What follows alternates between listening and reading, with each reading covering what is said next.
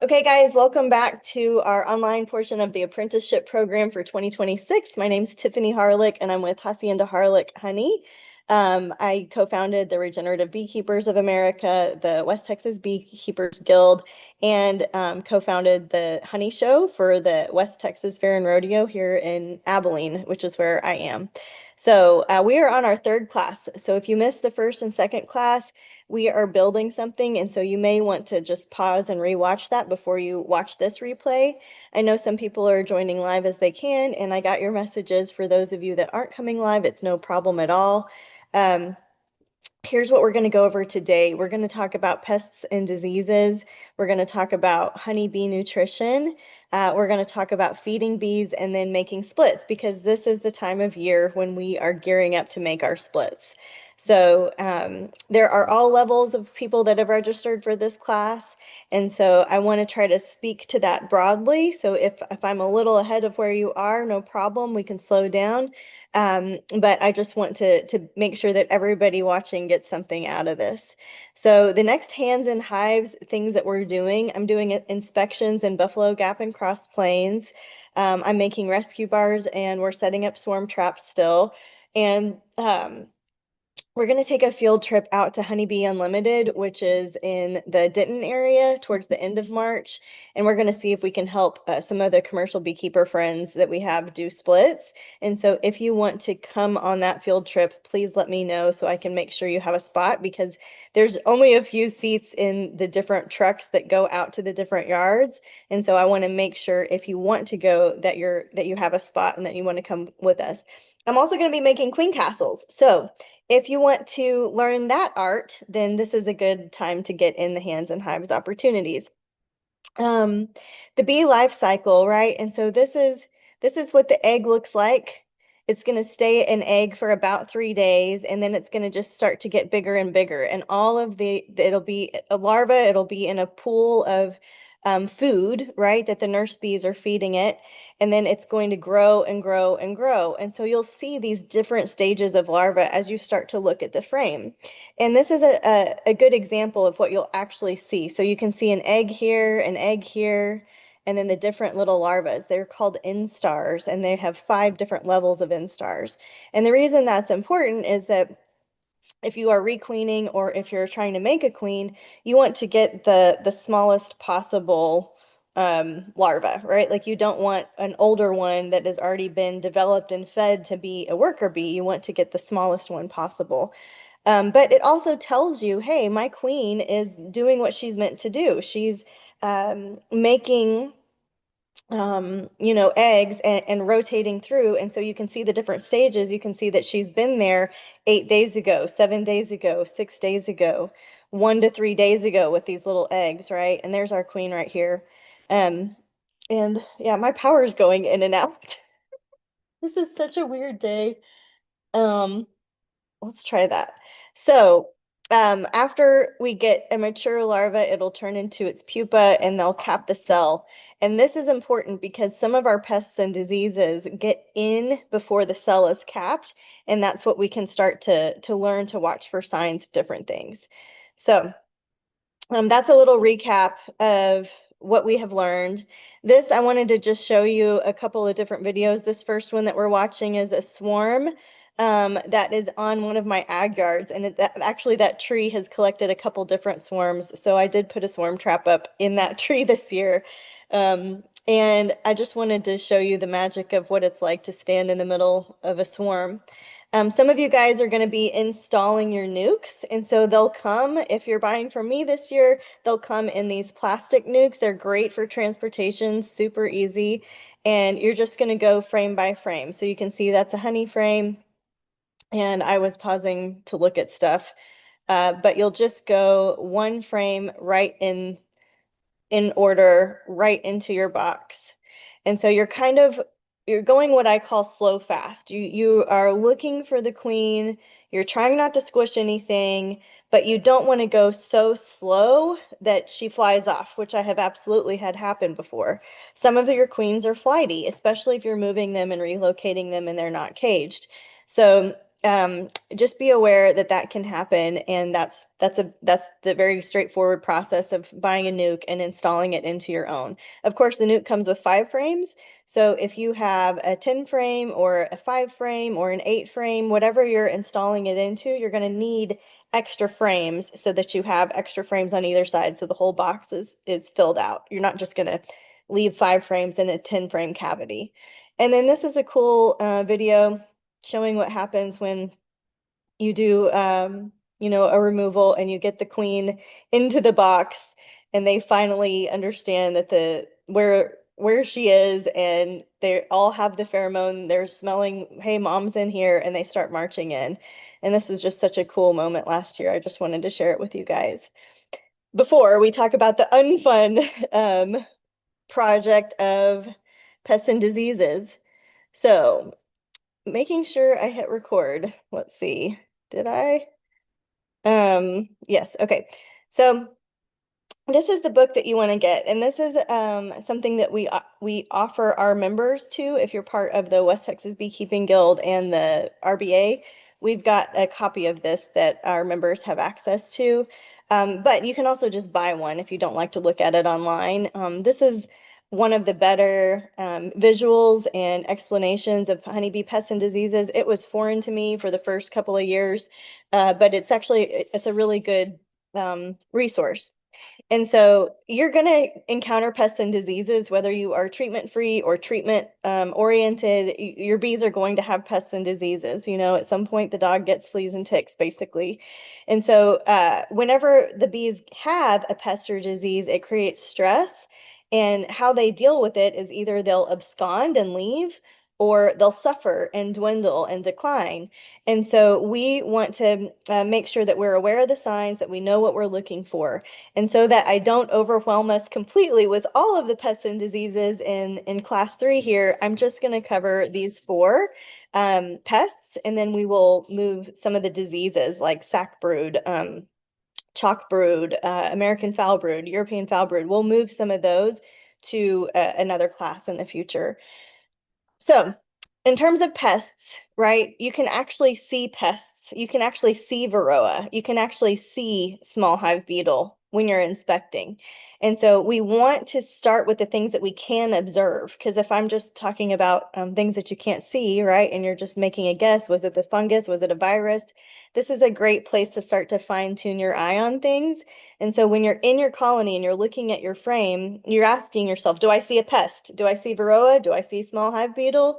If I do, is it causing damage? What kind of damage is it causing? And do I also have the accompanying disease symptoms that tend to go with that pest? So what options do I have if I'm seeing, pests in my colony? So this is something that every, I guess, beginning beekeeping class goes over, and it's integrated pest management. And what we're wanting to do is show how beekeepers can deal with pests in the right time and in the right way. This is not something that I came up with. It's something that I redesigned because I thought the image was not great. But we start here at the cultural level, and this is where we're at prevention. And then we move up to intervention when something's gone wrong and it's not recoverable, and we need to move into intervention. Um, and as we go up the pyramid, things get more and more toxic, right?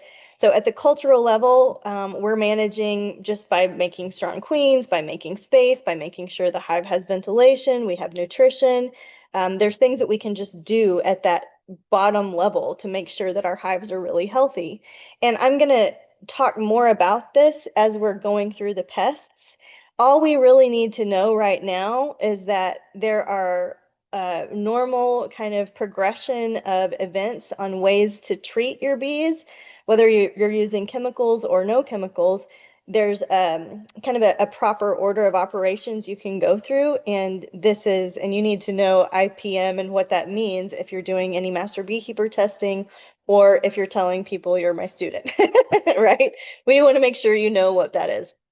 So there are 3 types of parasitic mites that we are worried about as beekeepers. We are just going to talk about varroa today, but the other 2 are the tracheal mite, which is tiny, we can't see it, and the Tropielaps mite. And so if you ever get a chance to meet with the Texas Apiary Inspection Service, TAIS, they're actually going to be at the field day I'm speaking at in Lake Hills on April 25th, and they'll have different samples of things so you can see just how tiny these things are.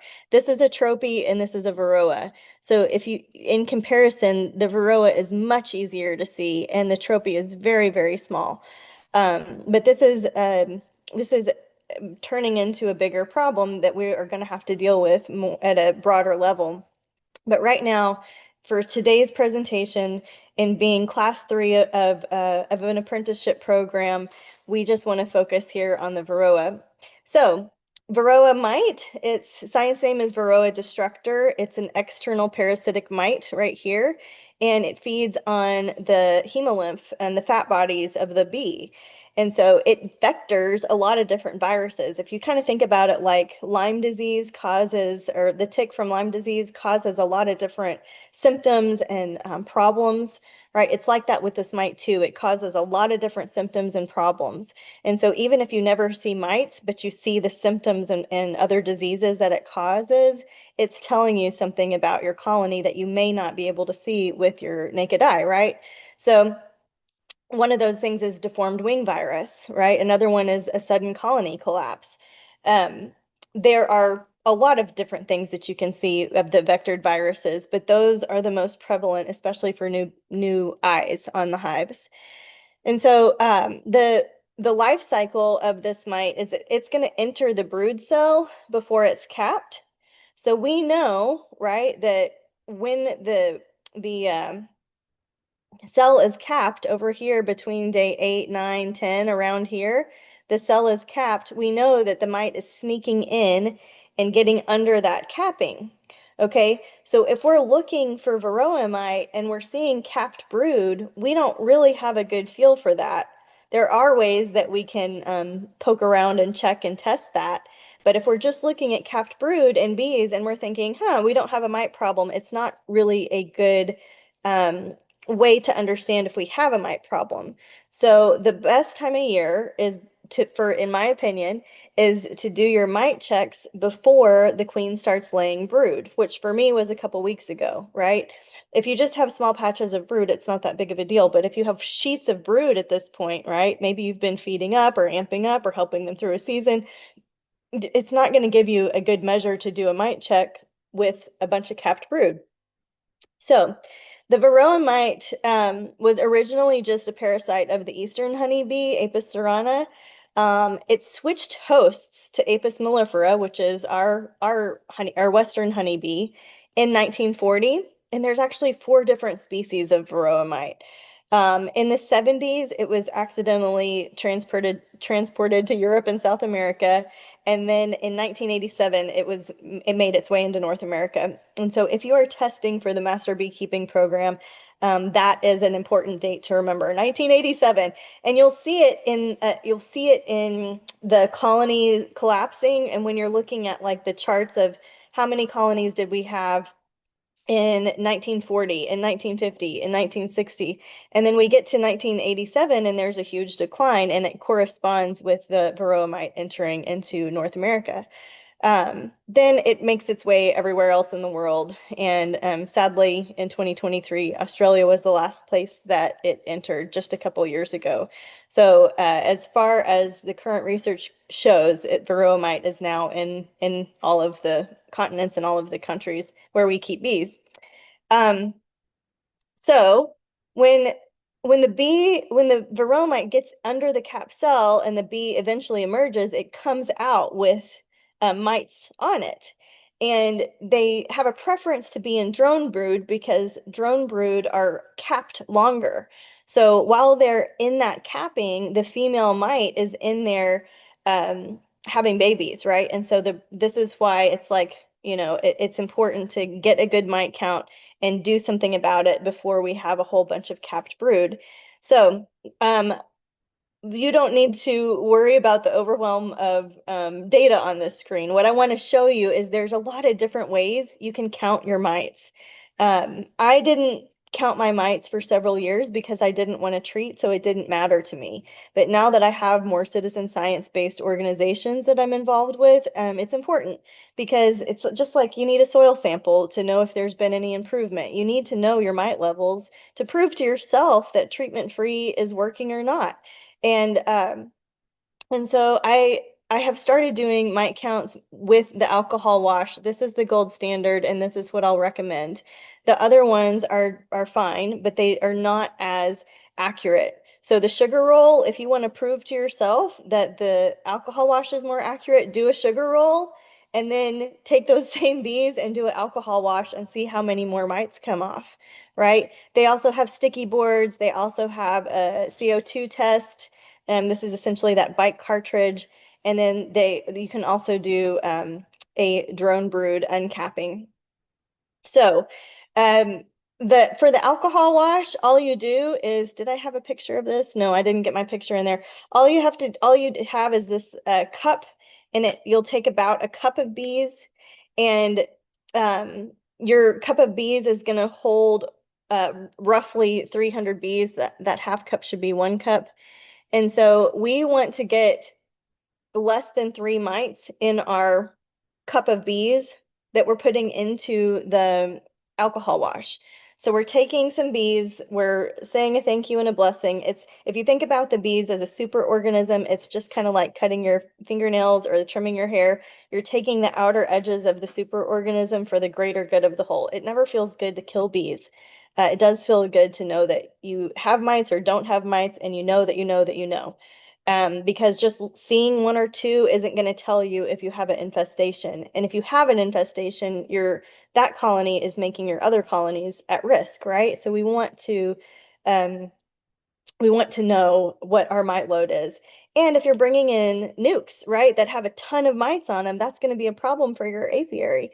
So you once the bees are in the alcohol wash, you shake, shake, shake for about a minute, and the bees will die in there immediately, and then the mites will float down to the bottom, and there you'll be able to see the mites. I feel like I put a picture in, so we'll see if I did that. But that is how you count them. And so for me this year, because I'm part of different science programs, I'm testing every month, and I'm doing an average of each yard. That's way more than I've ever done. Um, so we're talking about what can we do to control Varroa without chemicals? Well, down at that cultural level, one of the first things you can do is a brood break. So if they don't have brood, right, the mites aren't going to get under there and replicate. So a brood break is a planned pause in the egg laying so that there's no capped brood for a period of time. So how do we get no brood? Well, we can make a split and we can leave the original colony queenless, and then there won't be eggs for a period of time, right? So they'll have no brood for about 3 weeks. And the best time to do that is now, right? This is a good time to be doing that as long as you have a strong enough colony. We're going to talk about how to make a split and what conditions you will need to do the split a little later. So this creates new colonies, but it takes time and it can be risky. You can end up killing 2 colonies that were where you had one that was doing just fine. So you need to be versed in how to properly set yourself up to do a good split. The second method is requeening. And so similarly, if you take the old queen out and you put a new mated queen in, there's going to be a pause before she starts laying those eggs again. And so depending on your timing, you could give yourself a brood break of a week or 2 weeks there. Um, and then the third method is queen caging. So you can cage your queen, or they have these cool frames that are like a cage that she can live within a whole frame and just seclude her to that frame. Or you can just cage her, right? You can just cage her with some attendants. She'll get fed, and you can do that for a period of time. So this is good because you don't need a new queen and you're not splitting your colony and you're not rolling the dice with a split. So there are other methods at the cultural level. You can remove drone brood, just take out the drone brood. I like to leave my drone brood in because I'm building genetics that I like in my mating yard. There's a demarré method for swarm control where we separate the queen from the brood. And then there's also just natural seasonal breaks, which is what is the best thing to work with. So the natural seasonal breaks come when she stops laying in dearth. For us, it's typically August, September, October. There's a time when she's like, enough is enough. Um, and then, or early in the cold, right? The January, February when she hasn't started amping up and making brood for the rest of the year. So a brood break does not kill the mites, it stops them from multiplying. So the mites that are already on the bees, that's not going to kill them, right? You're still going to have a mite problem. If you have a mite problem and you see them on the bees, the brood break isn't going to help you there. But what brood breaks do is they stop them from multiplying, give you less mites, give you healthier bees, and gives you an opportunity to be less dependent on chemicals. So there's just a chart basically of what we just went through. You guys are welcome to take screenshots or pause or take notes there. Um, a long-term view on Varroa, right, is that chemicals are not the long-term solution. Biology is. So if we can create bees and breed bees that have Varroa-sensitive hygiene, we are setting the bees and the mites up for their own successes. The mites' goal isn't kill the bees, it's their host. They don't want all the bees to die, right? And so we want the bees to adapt just like Apis cerana did, right? That first bee that it was host to. We want the bees to survive and adapt. We want their genes to turn on and demonstrate the mite biting behavior. We want them to uncap um, mite infested brood, and they do that. And so, if we as beekeepers can observe those bees and breed them and create better genetic lines, that is a long-term vision for Varroa. That may not help the first year backyard beekeeper that is having a Varroa problem, right? You're not creating a breeding program with 2 to 4 colonies. But you can start to think about this long-term view on Varroa and how you're participating or who you're working with to support the genetic lines in your area. There's also some plant-based and biological controls. Like there's a really cool study that the USDA did that shows that the creosote, which I actually have some right here, um, let's see, that the creosote, which is this one dried, is shows that it can support mite control. So if you're using certain plants in your smoker that emit certain chemical components, it can support a drop in mites. So that's really interesting. We don't have creosote where I am. I'm in far west Texas, but well, not far if you're in El Paso, but I'm in West Texas and I think I can grow it. So I am going to try to grow it this year. Um, Another thing that you'll hear about if you're looking at Varroa and you're trying to be treatment free is Noroa, which was new last year, and people are just now starting to use it and seeing their successes. I have not tried to use it yet. I want to see what everybody else is doing before I personally invest in it because it's more expensive than some of these other controls that are working for me.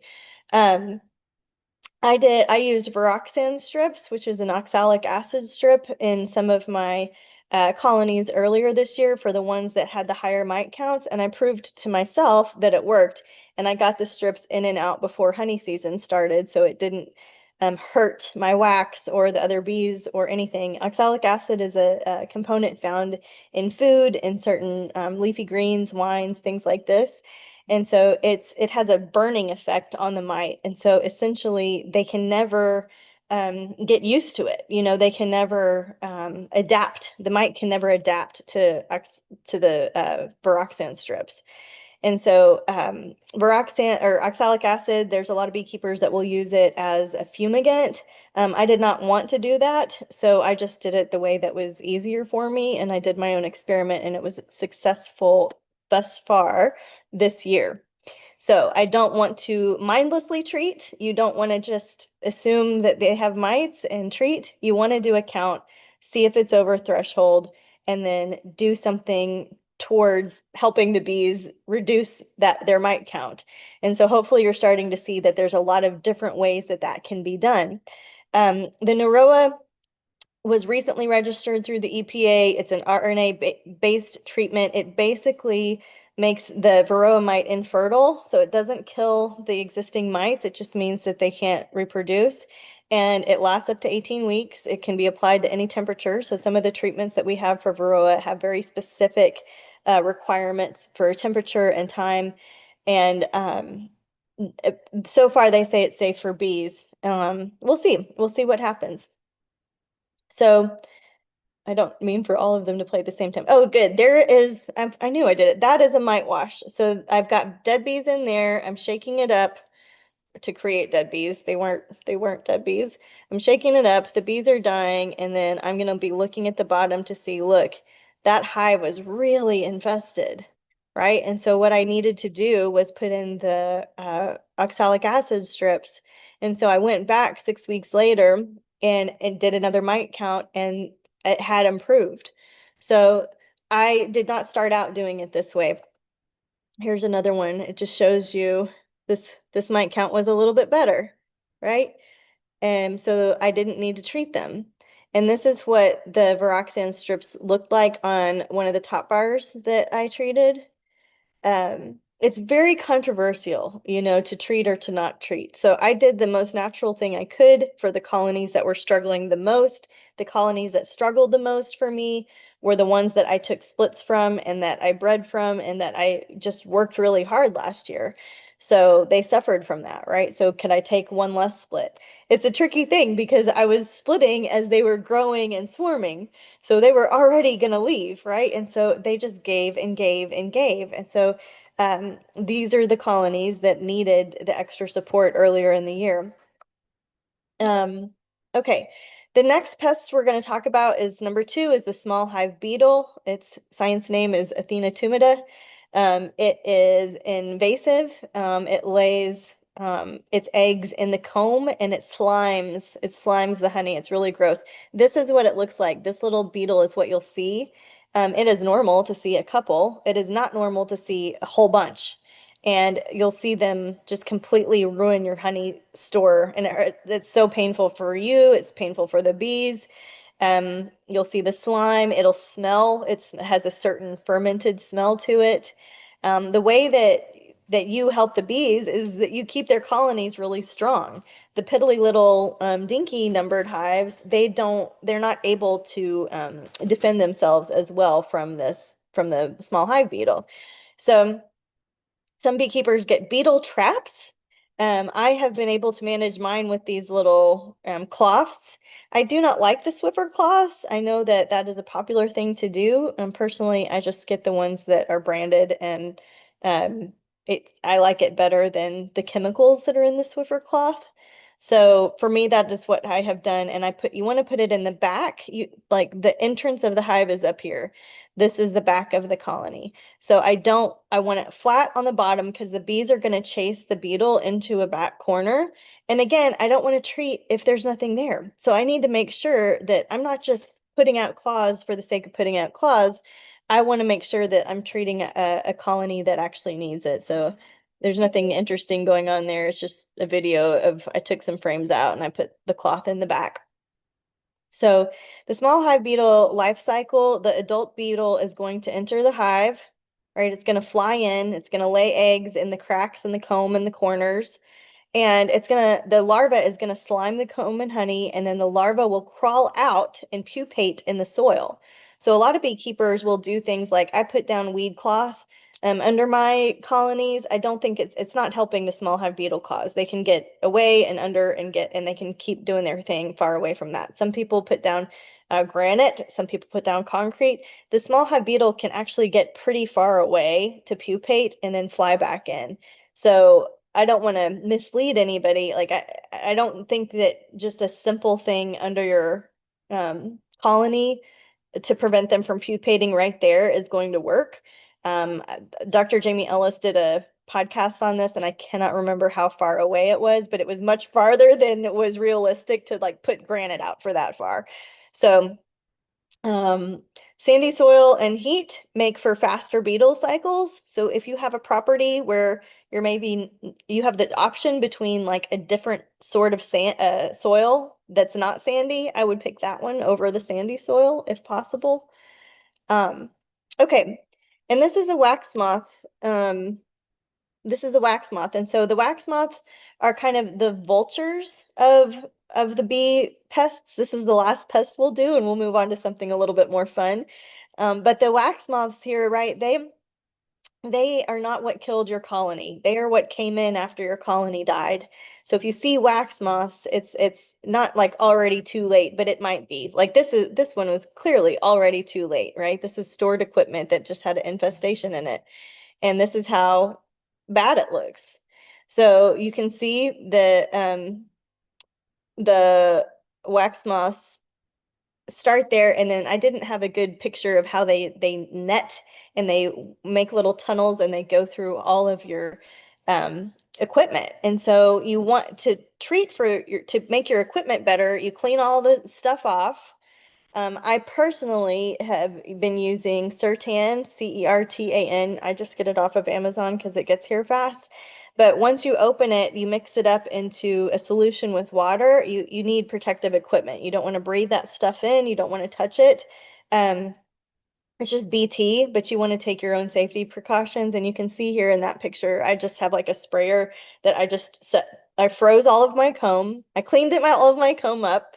I froze it for a couple of days, and then I used a Sertan sprayer, and then I let them air dry, and they're totally fine. These combs are in use again. There's nothing wrong with it, but I don't want to reinfest a colony that has eggs or larvae in it that doesn't need it, right? So I want to clean everything out. And this is something that needs to be done on the spot. So if you have the wax moth problem, you need to deal with it that day, in my opinion, so that they don't just continue to proliferate. Now, my friend had an idea to burn some of the areas that had like more of the warps that they make. This is a signs that the wax moths have been there. You can see these little nicks in the equipment, and I don't mind using it. Like I think it's a sign that it's a well-loved piece of equipment.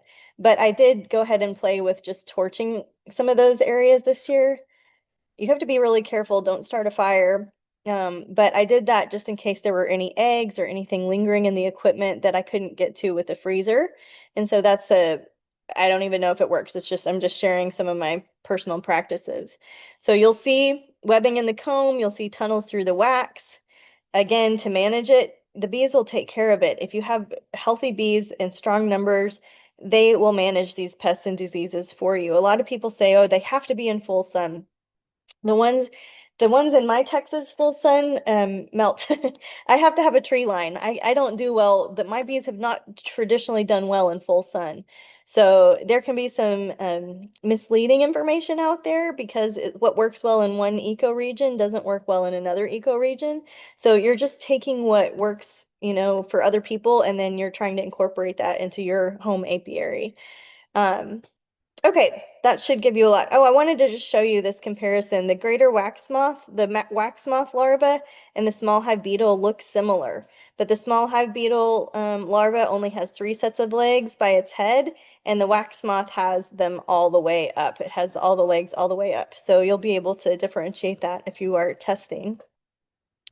The last pest we're going to talk about this week is mice. So they like to get into your colonies during, the winter because they want to be warm and cozy. And you'll see some disgusting pictures of mice that the bees have entombed with propolis. But yeah, you'll see chewed comb, you'll see their nesting material, and you can install these mouse guards in the fall to reduce the entrances so the mice can't get in. But I have like cinder blocks around my apiary to guard for hogs and other things that I don't want to come into the apiary, and they'll burrow in there. So you just be careful because where there's mice, right, then the next thing that comes are snakes. And so I've certainly had to shoo off some snakes in my bee soup because they were hunting mice near the bees. It was just kind of a mess. So the mice are looking at getting into your apiaries in the early fall after the first frost when the bees are clustered and they can make it in there. They can make it in there because the bees are over here cold and doing their warming thing. And so the mice can get in to the back and stay out there. So, okay. Non-infectious stressors.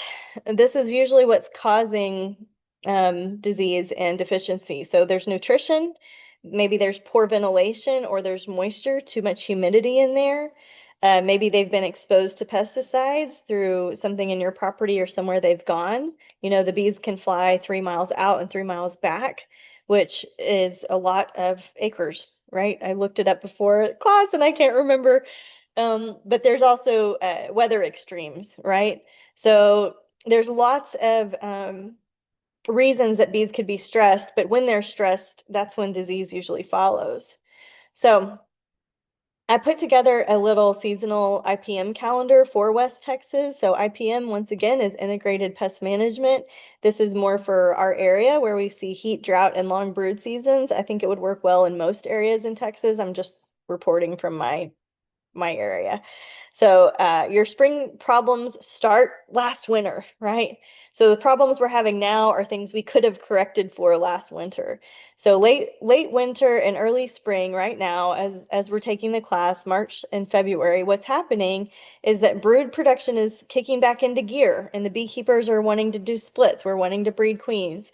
The Varroa population is also starting to grow. So the mites are growing, the bees are growing, and you can start to see some of the damage. And so what we want to do at this time of year with IPM, right, is to equalize our resources. So if I have a weak colony and a strong colony, I'm going to borrow some over here and put some of these frames over here and build these guys up and equalize, like make them kind of at the same growth rate so that one isn't leaps ahead of the other.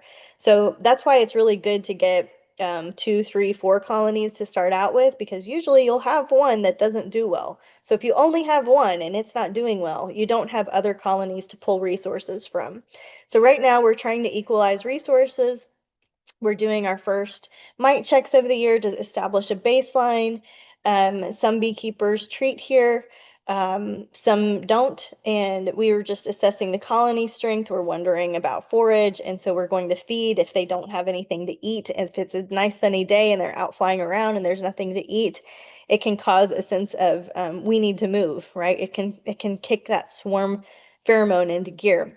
And we're also monitoring the beetles and putting in some cloths. We don't want to let mites ride into the spring buildup. So if you are going to do something about the mites, if you have a problem, this is a great time to be considering that. And then we're going to get into our spring flow. So our nectar flow is what I'm talking about. And what's happening is the brood is expanding rapidly. The colonies are typically looking good, even if there's mites present, and you'll have a false sense of like, oh, they're really healthy. But as they get to their peak, numbers, the bees then in midsummer and summer solstice, they start their song of decrease, and the bees kind of turn a corner and start getting lower in number. And as they turn that corner and get lower in number, the mites get higher in number. And that's that kind of late summer is when we see a lot of problems. So again, we're looking at Varroa. We're doing a second mite count. This is when the mite infestations are really exploding. And we can't necessarily see it because they're behind a lot of brood. Uh, this might be when you want to take out some drone brood because you're done with your mating yard for the year. If not, eventually she'll stop laying drones and the worker bees will kick out the drones right later in the season anyhow. And just a reminder that strong colonies do hide mite problems really well. Um, and now in the middle of summer heat and dearth, we're having a nectar dearth, meaning there's no food out there. We're having extreme heat. This is the peak of our beetle pressure and our Varroa pressure. We don't have mites yet, but colonies can crash really quickly here. So if you're in dearth and the pests are getting more and the food is getting less, this may be a time when you're wanting to supplement feed. Um, this is also a time when we're doing our honey harvest. So it's important for me because I'm selling honey, right? Like I'm not going to do any sort of chemical treatments on my colonies while they're producing honey. After I have taken the honey off, if I'm going to do any sort of treatment personally, it's going to be on the organic it's not going to be a chemical anyway. But if you are producing honey and you are using chemicals, you want to make sure you've taken the honey off before you are treating for mites, right? You don't want your mite treatment in with your honey. And that's why you want to know your beekeeper. And these are the questions you can ask them, right? Okay, so we're reducing hive space. They're getting smaller. So maybe you had two big boxes, and maybe towards the dearth, you're just going down to one box and they overwinter in one box. I teach in both 8 frame, 10 frame layings and also top bars. And so some of this language doesn't make sense, for a top bar. For a top bar, you would just be moving the follower board and making their space a little bit smaller. We don't want a big dance floor with nobody dancing. We want a tight dance floor with everybody kind of filling up the room. So for fall buildup, what's happening in your colonies in September and October, sometimes we get a second nectar flow. Sometimes we get another mesquite bloom. Sometimes we get a late cotton, right? And so winter bees are being raised, and their health determines their spring survival. Winter bees are different than summer bees. Winter bees live 4 to 5 months long, whereas summer bees live 6 weeks long, right? And so their nutrition needs change, their bodies change. What we're feeding them should change so that we are not accidentally biologically triggering a different sort of bee to be born. And so what we're doing is our final major last mite test of the year. We're making sure that they have plenty of winter stores. We haven't taken up too much honey. If you have taken off honey earlier in the year, this is a time you could feed it back to them. If you have frozen some honey from what you've taken, but you never want to feed um, cross apiaries. So you don't want to take like honey from one apiary and give it to another. You want to take the honey that they made and give it back to that colony or that apiary. And that's so that you don't spread disease or virus or bacteria amongst different colonies. So this is a time when you might be putting in the mouse guards, and this is a time when you might be requeening failing colonies so that you have a strong queen going into the fall, even though she's about to be dormant. Once she wakes up in the spring, she's going to be ready to rock, and that's one less thing that you have to do in the spring. So healthy winter bees give us spring survival. Um, and then just towards the end of the year, right, we're not going to have broods.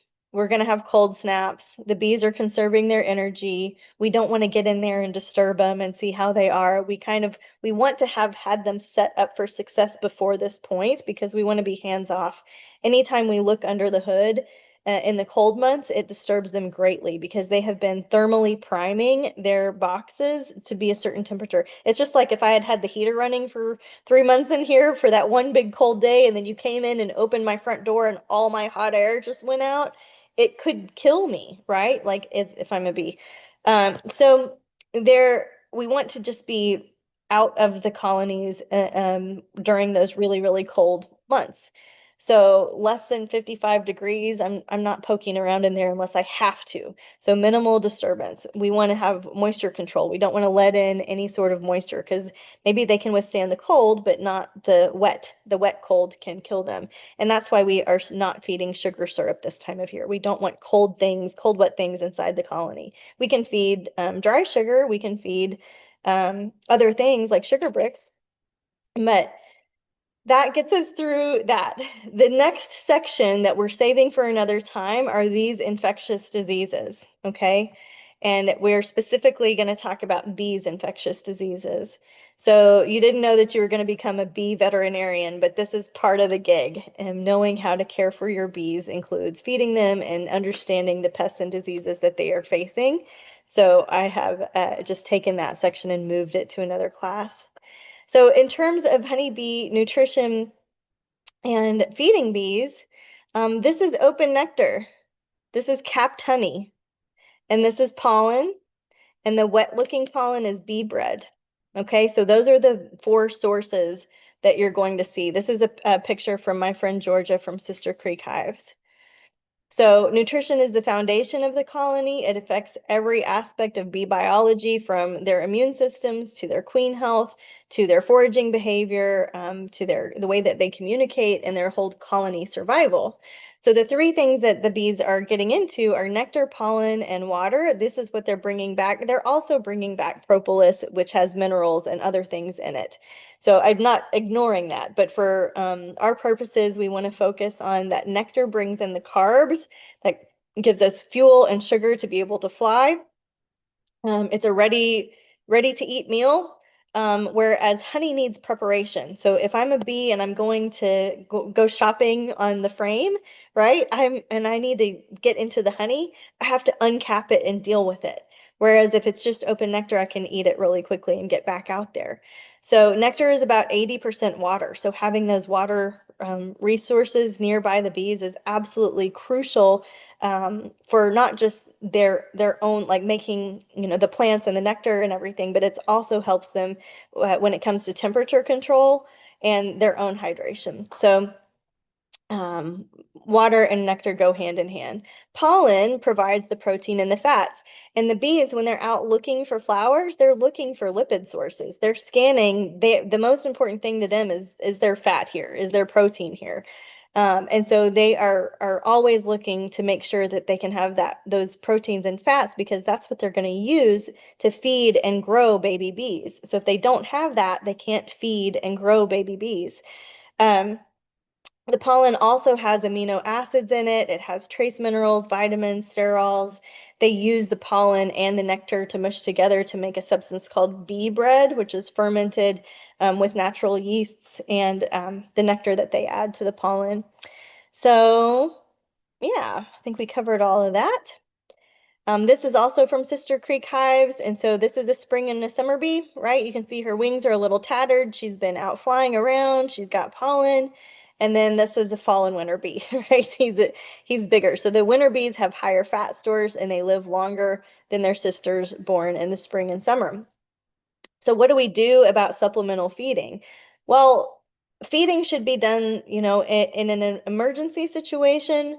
If you're feeding every colony every single year and you're constantly in an emergency situation, you should be asking yourself about your threshold. Do I have too many bees on this property?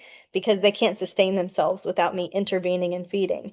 If you're the type of personality that has personified your bees and they have become pets for you, right? It's going to be harder for you to not feed because you have a mentality that you should be feeding your livestock, but really you should set them up so that they can feed themselves. And you can do that by providing year-round forage, water sources, and diverse forage, right? That has different nutrients.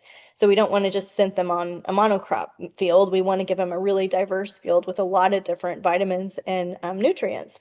But if we've got a supplemental feed, which I am right now, um, we're gonna substitute things for nectar. We're gonna substitute things for pollen. Those are the two main ones. We don't want to be giving pollen at the wrong time of year because what that does is it induces those fatter winter bees, and it also it stimulates them to want to make the babies, right? So if we make a bunch of babies and we enforce a colony explosion and we have a whole bunch of new baby bees, but no nectar, we've basically created a bunch of mouths and didn't feed them. So when you're feeding pollen sub, if you do that, you would also want to feed sugar water, which is a nectar sub. So this goes hand in hand with this. The nectar substitute, there's a lot of different conflicting research on what's best for the bee's guts. You're pretty safe with a 1-to-1 solution, and that is 1 volume to 1 volume or 1 weight to 1 weight. So I just fill up a gallon jug with half a sugar, and then I fill it up the other half with warm water, and I shake it up. You don't want to make it too early because it will ferment. So you want to use it the same day. There have been a couple times when I've made too much and I've kept it in the fridge for a couple days and I didn't feel too bad about it. But it's not something you can just make in advance and have on hand. Um, so yeah, the nectar sub, you would switch to 2-to-1 in the fall if you were going to switch. So the nectar helps them make wax. If you guys remember from the previous class, they have 8 wax glands, 4 on each side of their bellies, and not all bees make wax. You can use sugar bricks or mountain camp feed, which is just dry sugar if it's too cold for syrup, like we talked about. But I also just want to say that it's sugar. It's white plain sugar. We don't want to use anything else. I think that's right here. So honey from unknown sources. We don't want to transmit foul brood. We don't want to do store-bought honey, and it's not honey anyway, right? We do not want organic sugar. We do not want brown sugar. We do not want molasses, which can cause dysentery in bees. We just want 1-to-1 sugar water. And with pollen sub, if you're getting into that, I encourage you to experiment with what you feel is going to work for your colony and what your neighboring beekeepers are doing. But Dr. Rangel's research showed us that basically all pollen subs are bad, and actually bees do worse on pollen sub if they than nothing. So the best thing is they have natural pollen. The next best thing is they have nothing. The third thing is that we're feeding pollen sub.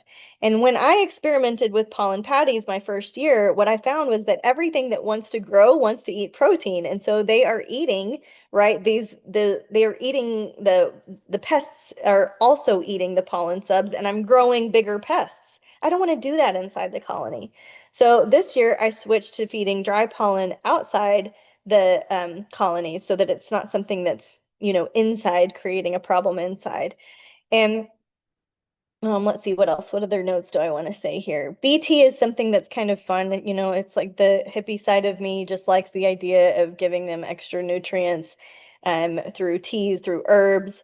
And so I'm going to reserve this for another talk, another time. But for those of you that want to play around with it, there are different recipes that you can play with online. And you can also dehydrate your BT and feed it uh, like a sugar brick, essentially. So there's a couple of different fun things you can do if you need to feel like you're taking care of your baby bees, right? All right. So when we feed, right, this can induce robbing behavior. So there's a lot of different feeders. You can feed them inside your hive, outside your hive, or far away at a feeding station. But when we feed, if we're feeding a weak colony and it's next to another colony that's maybe more aggressive or starving to death or just really needing resources, and they've identified your little colony as like, hey, we can overtake them. This is going to be easier to take their food than it is for us to go forage. It causes robbing behavior. So robbing behavior is just foraging gone bad. You'll see aggressive behavior around the outside of the hive. You will let me pause. Um, I have a foster dog and I guess it's alerting right now. But you'll see wax pieces on the landing board. Normal bee behavior, you know what it looks like when the bees are coming and going and inside their hive when they come on the landing board and they talk to each other, they go in. Robbing behavior is just they're going straight in as fast as they can and they're getting out as fast as they can. Let me mute myself and take care of that.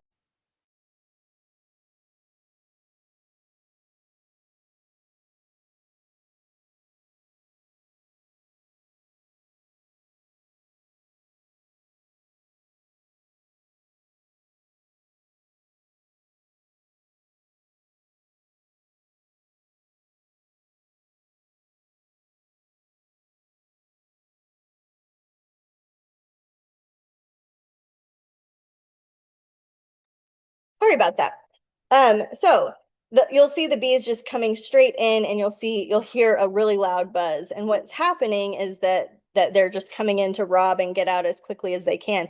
They're fighting in there, so you'll see the bees rolling around and fighting.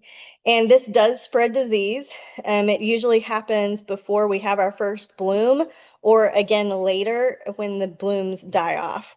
So you don't want to open feed near a colony that may be suffering. You don't want to feed at the entrances.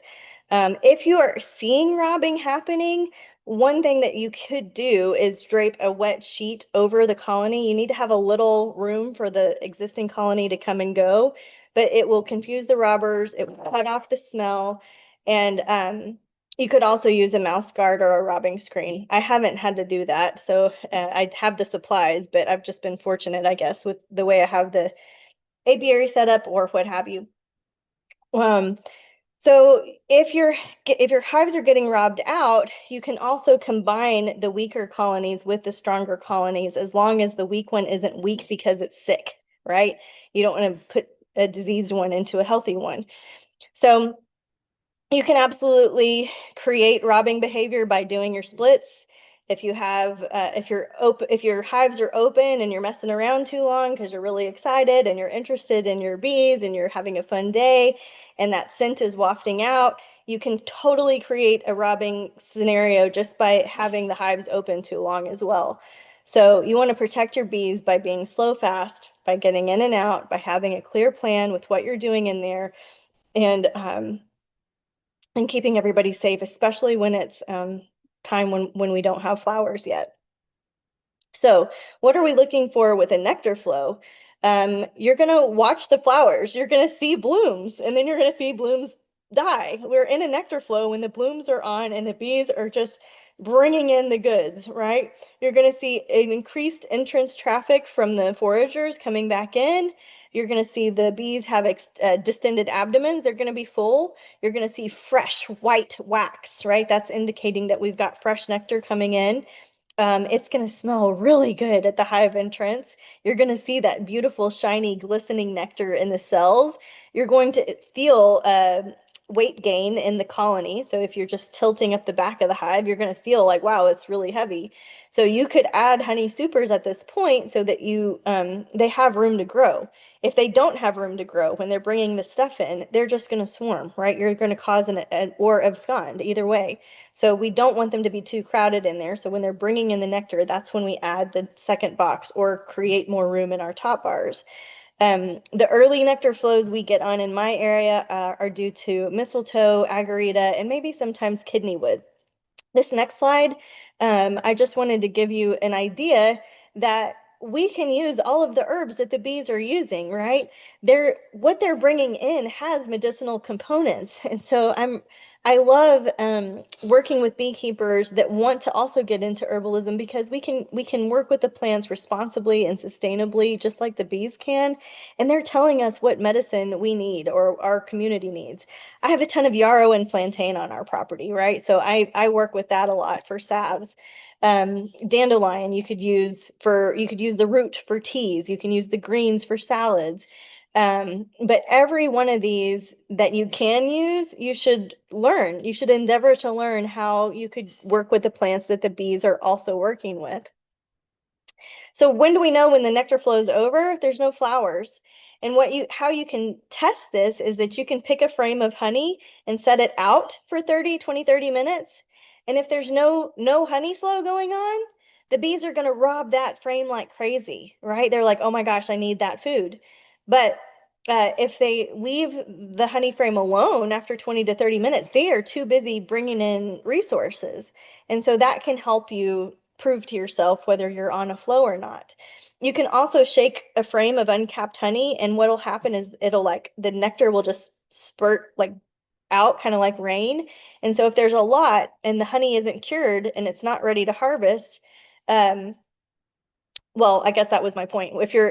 If there's a lot, the honey isn't cured, it's not ready to harvest. You want to have 80% capped honey, not nectar, but capped honey that the bees have already dehydrated before you start your harvest. And so for our area, that's typically June, July. I have harvested in May. I have harvested in February. Why February? Because I left too much on and they were honey bound and they couldn't get out. So there are reasons why we would harvest during different times of the year, but you would never harvest something that was uncapped, okay? So another thing to note, if the nectar flow is over, the bees are uncapping the cells and eating the honey, then the nectar flow is over. If they're chewing in and they're getting into their canned tomatoes, right? They're not eating the fresh tomatoes coming in, they're eating their canned preserves, then you know the nectar flow is over. Okay, we want excess hive off the honey. You can freeze it and feed it back to that colony, to that apiary. This helps avoid robbing. If they have a ton of resources, you want to help them protect that. Okay, our last topic for today is going to be about making splits. How am I doing on time? Doing okay? Okay. So why would you split? To increase your apiary. Maybe you have bees that you lost over winter and you want to double what you have. Maybe you want extra income and you want to sell some of your splits. Maybe you're working on your queen management. Maybe you're working on disease and pest management or equalizing resources, or maybe you're preventing swarming and you just want to keep the bees here instead of having them go off. Why wouldn't you want to split? Well, if the colony's not strong enough, if they're weak and struggling, if there are not mated queens available. So beekeepers this time of year now, the people that have ordered queens and are making splits with mated queens, that's fine. But there are other people that are waiting for the drones to be laid and to develop before they can make their splits because, right, the drones they are sexually mature within 2 weeks, give or take.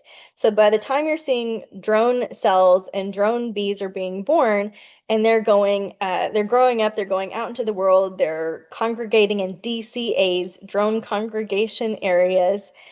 They are um, waiting for to mate a queen, right? And so the bees at the same time, they're making their virgin queens. They're about to swarm. They want to send the old queen off. They want the new queen, the virgin queen, to go on her mating flight.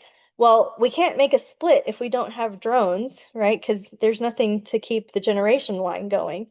Um, so we need to have, if we should not split if we don't have drones, unless you're buying a mated queen, right? If it's too cold, right, we don't want to do a split in the middle of a cold snap, or if we're expecting a cold snap. If we're really far away from our bloom time, so if it's like we know that it's going to be another month before we have forage for the bees, we don't want to just do a split and then feed them sugar water and force it along.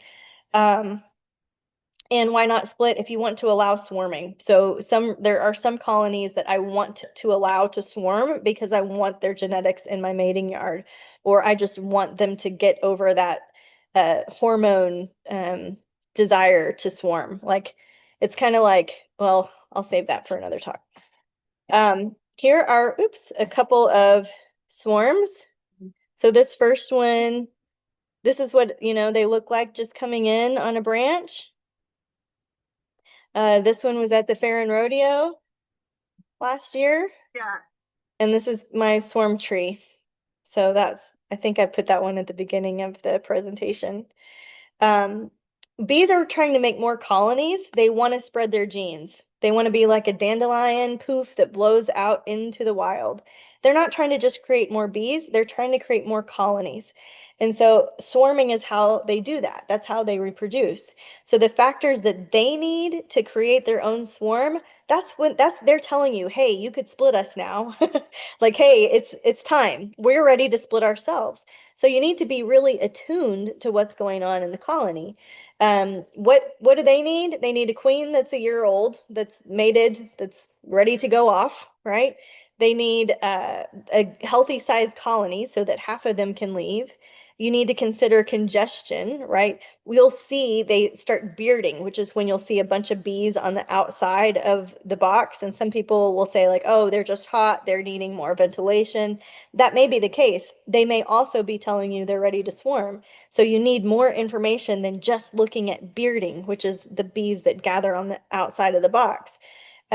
If they are congested, if there's too many bees in there, too many guys and gals on the dance floor, you add a box or create more space in your top bar.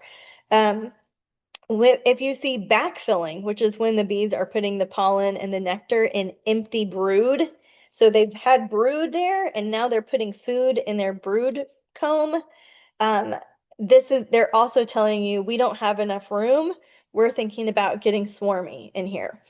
If they need the presence of drones, they need the presence of capped drone brood, and they need the presence of the drones to make the drone congregation areas. Drone congregation areas are a whole separate talk. I have had Dodie Stillman is one of the researchers and friend of mine that has done a lot of mapping of the drone congregation areas in the state of Texas. Our property was, I think, the second that she mapped for the state, and it's visible on mapmydca.com. So it's kind of interesting because the drones die every year and new drones are made. It's not like there's a granddaddy drone and boy drones passing down information from one male line to the next male line in the generation, right? They die every year, they're born every year, but they go to the same area every year. So there's some magnetic field, there's some um, thing that all the bees know, and they're like, that's where we go to mate. That's where our DCA is. That's where our bar in the sky is. It's so fascinating. There's one colony from England, drone congregation area, that has been studied in England since the 1700s. It's fascinating. So, other factors that they need for swarming is the time of year. They do it before the main nectar flow. If you think about going out into the wilderness with no home and no food, you want to do it right before all the stuff blooms so that you'll have food to get when you get there. You don't want to go in the middle of a dearth. 2025 last year was an anomaly. We had dandelion every single month, and we had swarms every single month. I got a swarm call every single month. That is very, very weird. It was also a weird year in that we had our commercial beekeepers reported a 62% loss in their colonies. That's a huge jump from the industry standard, which has previously been 40%. So this is why I'm passionate about regenerative beekeeping and why we need to be looking at the numbers over time so that we notice when there's these big, huge drops. But so time of year is a thing for swarming, resource availability is a thing. They need to be able to feed the parent colony that's casting out the swarm, and then they need to be able to feed the swarm that's going off into the world. Research shows that late swarms have a lower chance of survival and that 75% of swarms make it in nature. That's a review from your earlier material. So we don't feel too bad as beekeepers making splits because we know that they're going to have a hard time when they cast that old queen out, right? Um, they're just kind of sacrificially making space for the new queen and to keep those genetics going. So yeah, there's different philosophies on that. So what do you need if you're going to make a split? You need the same things that the bees need for their swarm. But if you're making a split, you need frames of nectar, you need, because the nectar gives the bees immediate energy. It helps them create wax, which makes their homes. It gives them energy to forage. You need to have bee bread and pollen. This is their fuel. This is their fat, their protein for rapid growth. And you need the young nurse bees because the nurse bees are what develop the hypopharyngeal glands that produce the royal jelly and the brood food that the baby bees need to thrive. So you need food, and then you need bees. So in addition to the young nurse bees, you need the mated queen, you need eggs, you need a minimum of 4 to 5 combs of the capped worker brood. I put nurse bees in there twice. Can you identify what a nurse bee looks like? Right? If not, we'll start practicing those looking at different frames. You need the temperature to be above 50 because the brood needs to stay at 93 to 95, right? And you need to do it right before the major nectar flow, which is where we're at right now, and before the colony naturally swarms, and you need all of your equipment, right? So it's expensive sometimes to make a split. There are a lot of different ways to make splits. The Texas Master Beekeeper program teaches these ones that I listed. The assisted swarm and the walkaway split are the easiest for new beekeepers. You know, to do an assisted swarm, you're going to let the bees basically build up their own swarm cells, and you're going to keep the old queen in one colony and the new queen with the new swarm cells in another colony, swarm cell, I mean. So you're going to let nature pick the new queen, essentially. And those queens that the bees build because they're ready to swarm are the healthiest. They are the most vital. They produce the most eggs. They're going to do a better job for you than like a grafted queen that you scoop out and nurse. Um, the walkaway split, you're just going to split the hive evenly with eggs, brood, nectar, and bee bread, and it doesn't really matter where the queen is because she's going to be in one or the other, and you're going to come back in a couple of days and look for queen cells. And so the colony that was queenless, whether you knew it or not, is going to be making queen cells, and so now you have 2 colonies that essentially are going to be queen right, and it's going to take, you know, another month for that colony that is making a queen to get right, to get queen right. I'm distracted by the foster dog. The splits need to be nurtured. You need to feed them. They are naturally a little bit set back. If you have drawn comb to give them, do that. If you can feed them some sugar water, I think that's an appropriate thing to do. Not all beekeepers do. I am going to save the queen intro methods for another time. Okay, we made it. I'm a little over our hour. That's not a problem. I'm going to stop the share. And I'm just going to say thank you to Pam. Looks like you made it through the end of it. I'm going to stop the recording and then I'll take any questions that you might have here. Let's see. And thank you guys. I'll see you next week. Or no, in 2 weeks. And I hope everybody has a happy spring break. So let me stop.